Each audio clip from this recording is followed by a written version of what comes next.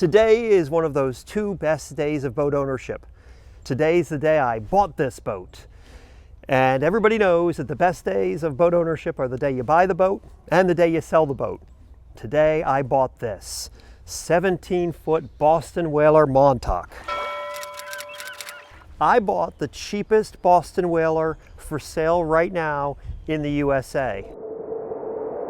And this isn't just any whaler, this is a 17-foot Montauk. If you don't know anything about Boston Whalers, they have a great reputation. They're very desirable, people love these boats. When I found out my buddy, Luke McFadden, I'll link to his channel in the video description, when I found out that he had one of these that he was willing to sell me real cheap, I jumped on it. I basically just went right over there. The story goes is that he needed a trailer. So he was looking around for a trailer. He was able to get himself a trailer with this boat on it, but he just needed the trailer. And I asked him, what kind of boat is it? He said, it's a Boston Whaler Montauk 17. And I said, does it have a title? I didn't even need to look at it. I'm like, sign me up. It floats, right? He's like, yeah. And now it's mine. Now, what makes a Boston Whaler such a great boat is the fact that Boston Whalers are fiberglass boats that have a foam core. I've actually seen them at the boat show where they've cut a piece of a whaler and have it just sitting there in the water. They are solid foam-filled boats. So they have an underlayer of fiberglass foam, which is a proprietary foam that they inject in there, and then the outer layer of fiberglass.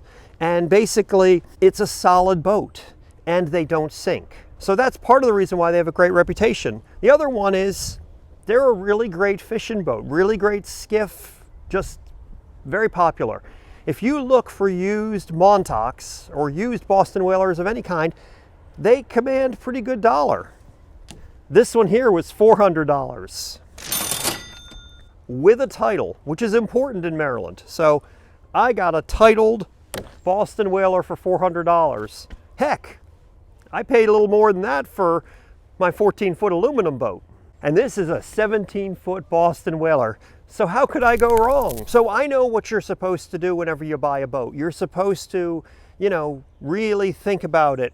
Maybe have a survey done. All those kinds of things. But this was $400. My thought was, I don't want to miss out on a chance of buying a 17-foot whaler for $400. I mean, come on. How often does one of those show up? So I didn't think about it for a long time. I said, I'm there, I'll take it. And now that I've got it home, I think I kind of know why it was only $400.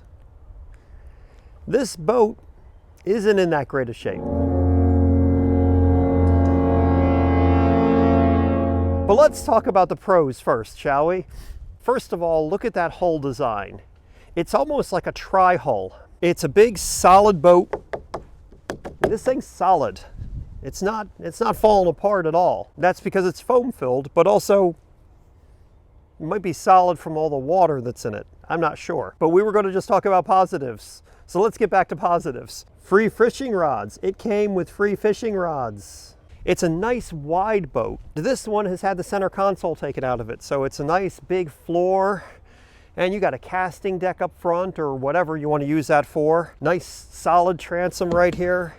And it's just a big, rugged boat. I think there's a lot of cool things that can be done with this. Now on the bad side, this one seems like it's been through a lot. As far as I know, it was used as a workboat for the last bunch of years.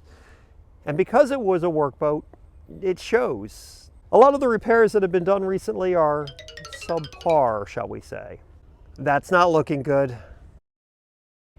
That's kind of disappointing. I know, right? That's not too bad. This looks like somebody's art project. I mean, it's rough. So what do you think? Did I do a good job? Was this a good purchase? I think you're gonna enjoy this thing. She is a beaut, Clark. She's 17 feet of twisted steel and sex appeal, buddy.